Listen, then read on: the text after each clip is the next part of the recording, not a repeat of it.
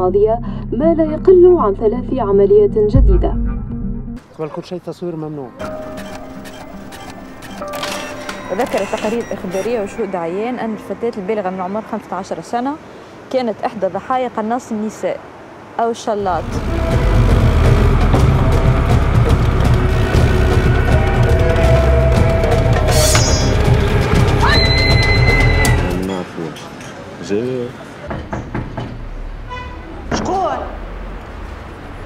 شكون يدق؟ عالسلامة؟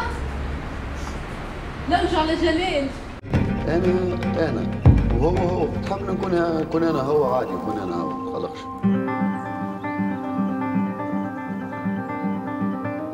شحال نعملك؟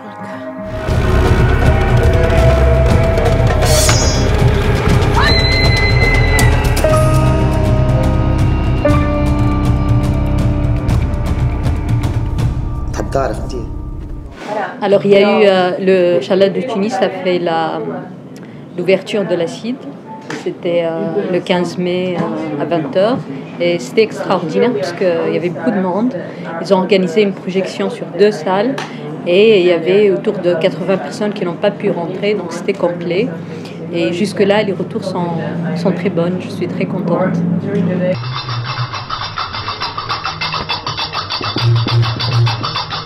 Alors le Chalat de Tunis, c'est un film sur un fait divers qui a eu lieu en 2003 en Tunisie.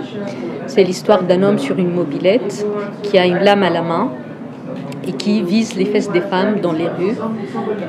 Et le film, c'est une enquête que je fais moi aujourd'hui dans la Tunisie post-révolutionnaire pour comprendre c'est qui cet homme-là et quelles sont ses motivations.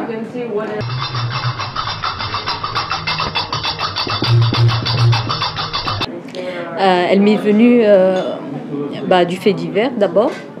Donc quand j'en avais entendu parler, ça remonte à très longtemps, 2003, ça m'est resté dans la tête. Et puis petit à petit, ça s'est développé, ça a donné lieu à d'autres histoires. Et à un certain moment, voilà, je suis passée à l'écriture quand tout était devenu mûr dans ma tête. Et j'ai commencé à écrire ce projet en 2009.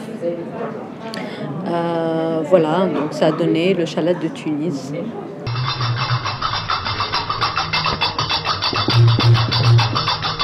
Alors c'est un projet qui était produit par Habib Atia, Ciné Téléfilm en Tunisie, et avec Julie Paratian, Sisters Productions en France.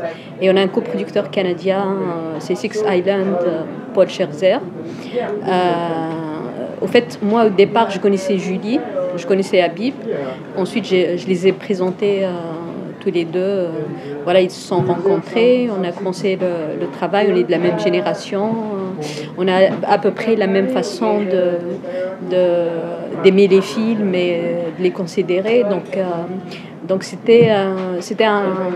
on formait un trio assez formidable parce que il n'y avait pas cette espèce de rapport nord-sud comme ça classique. C'était plutôt une coproduction à 50-50. Donc chacun ramenait ses moyens et chacun s'investissait à 100% dans le projet.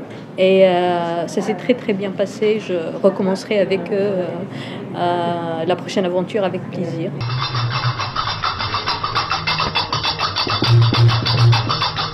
En Tunisie, il y a eu un court-métrage comme ça, dans ce style-là. Mais en même temps, moi, c'est un peu le sujet qui m'a imposé le style, parce qu'à la base, c'est un fait divers, mais c'est aussi un fait divers qui est devenu une légende urbaine avec plein de rumeurs.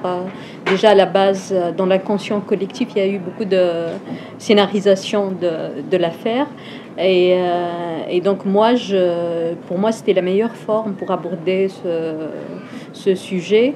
Et en plus, l'avantage du mockumentary par rapport à notre réalité de production en Tunisie et dans ces régions-là où on n'a pas beaucoup de moyens pour faire des films chers, C'est-à-dire c'est un film qui a l'ambition d'une fiction, mais qui est tourné avec les moyens d'un documentaire. Donc c'était un choix aussi de production, mais ce choix venait en deuxième lieu. C'était le sujet qui m'a imposé ça au départ.